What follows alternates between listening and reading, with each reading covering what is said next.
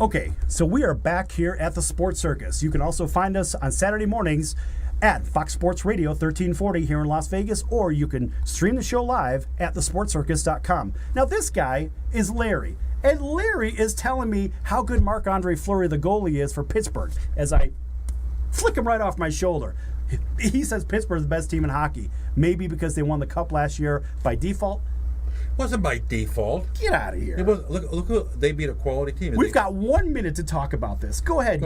Get your rant on. Go ahead. Do your thing. Okay. Let me say it this way. First of all, it isn't just the goalie that makes the defense work. It's the defensive players working together with the goalie that makes the play. In essence, especially on a power play. So when somebody says that it's just the goalie, that doesn't hold up. And I think Pittsburgh, until you defeat them, have proven right now they're the best in hockey. Okay, well, tell me about their defense. I mean, you got Chris Letang, right? And that's basically their defensive anchor.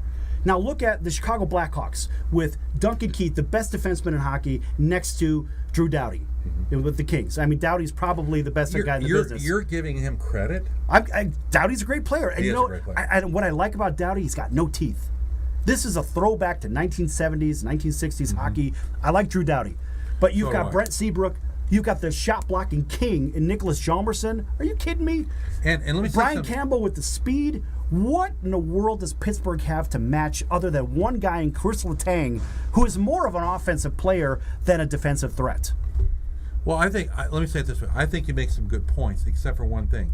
It's a team game, and they play team defense. Okay, and they play good defense. How in the world is Marc-Andre Fleury one of those team defense guys? I think by default, it's because of the pressure that the offense puts on from Malkin and from Crosby. They're very good. And those guys up front, that's the only reason Fleury is not really facing that many shots. But when he does, he's very questionable. You know, he's a little bit drunk at the wheel sometimes.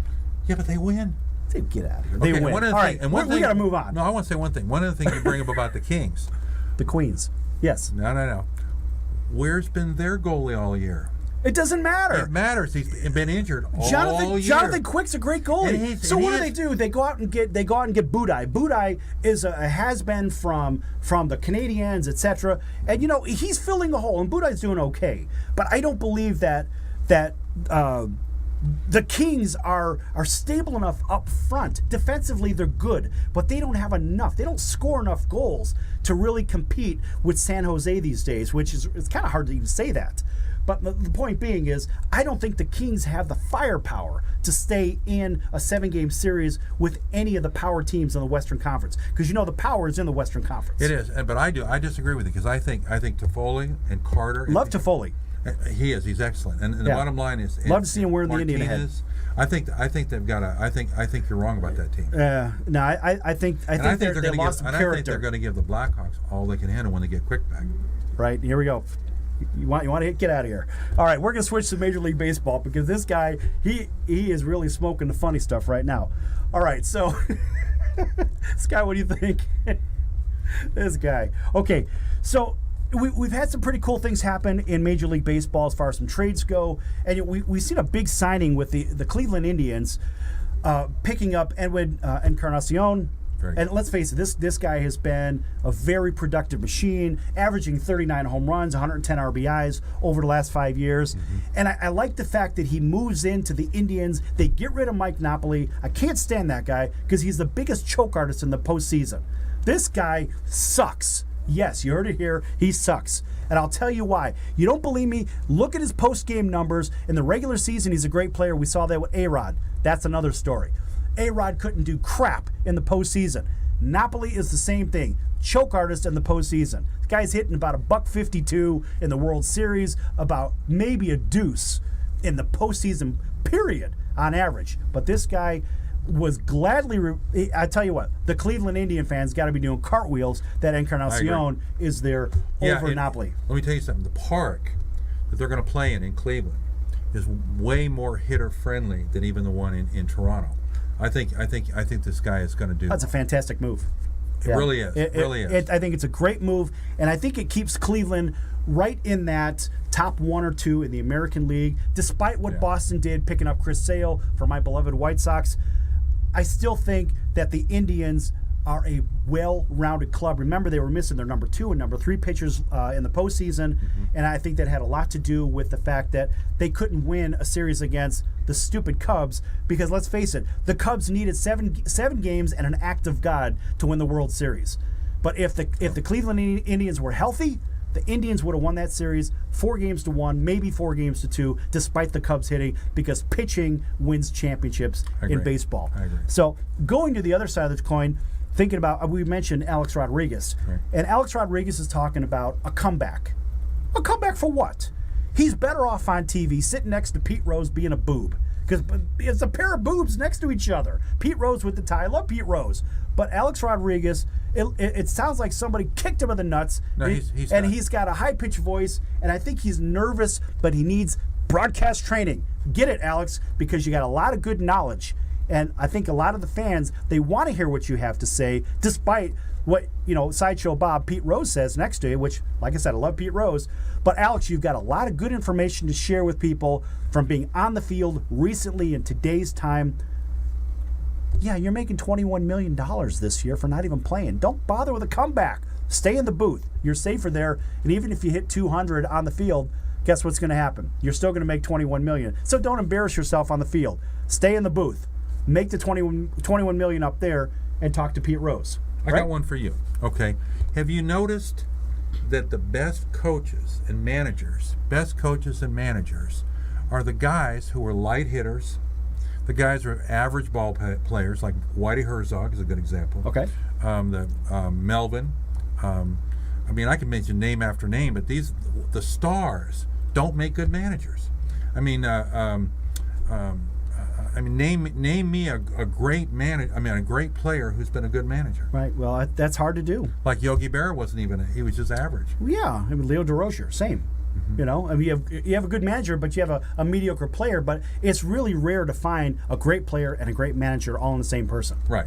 Yeah, I would agree. Yeah. Go ahead. So sticking with the off-season moves, I think the Pittsburgh Pirates are in a very I wouldn't say a desperate position, but I really believe that the Pirates need to make a move, because let's face it, they blew it on the Chris Sale trade. They couldn't make a deal for him. They couldn't pick up Adam Eaton, even though they've got McCutchen in the outfield. But now McCutchen having an off season last year, his stock is dropping down a little bit. And before you get to the pitchers and catchers reporting to spring training, you've got to have somebody in there that is going to get the crowd behind you. It's going to get the team feeling, hey, we made a move in the offseason. And I think right now the White Sox, because they've been in fire sale mode, I think Quintana is available. He's the best pitcher on the market today, and I believe the Pirates should do whatever they can.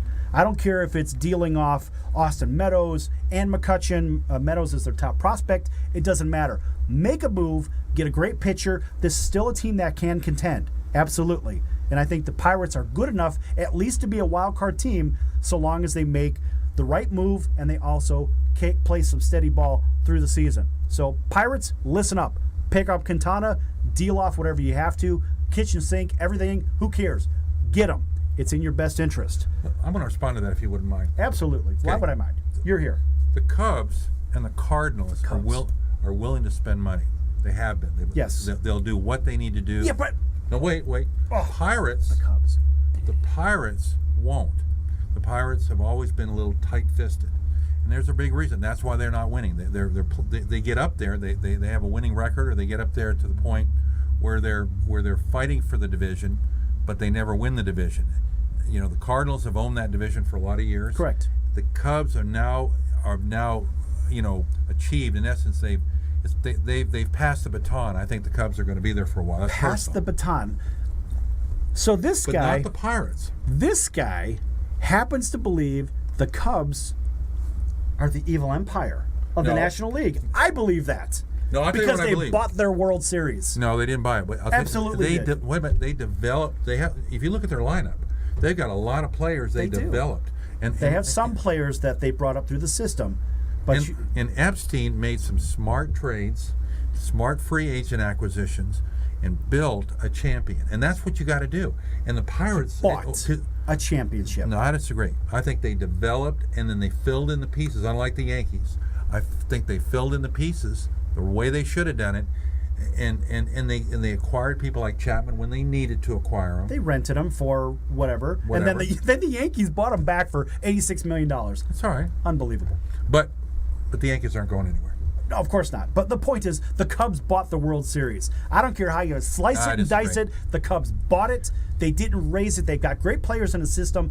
Absolutely agree. They have good coaches, etc., that develop some players. And yes, they did bring some good players up. Absolutely. But I believe they bought too many pieces. They bought that World Series, and they were damn lucky to beat those Cleveland Indians. So here's the thing. Whether they were lucky, and I agree, in a 7-game series, which you don't seem to agree with because of hockey, because you seem to think that the regular season is everything, and I don't have to agree with it. No, it's a part of the program. You have to play that way. You have to play excellent to get in the postseason, and then you take that momentum, and then you hoist the trophy. So when exactly did the Blackhawks, for example, not get in the playoffs? Oh hell, they haven't been in the playoffs. They haven't made it. Well, they went through a stretch in the late 90s where they were really bad. This is 2017. Late 90s to the early 2000s. They weren't very good. They had to rebuild. They're a given. They went 20-odd years in a row, just like the D-Toilet Red Wings. I mean, Detroit, that is. D-Toilet made it 25 years in a row, and I think they're just doing it now for the novelty of it. But we're going to have to wrap this piece up. Okay. I do want to say that pitchers and catchers are reporting in about a month. And, the drunk driving incidents that we see and the bad behavior and whatnot is not just here in the U.S., but it's also in South Korea, and it is affecting the South Korean national team. Jung-ho Kang got his 3rd DUI, drinking and driving, sucking back the alcohol. And guess what? Now he's off the national team for Korea, and good for Korea for standing up and not letting him play in the World Baseball Classic. I agree. All right, we'll pick that up in about 30 seconds. We'll see you soon.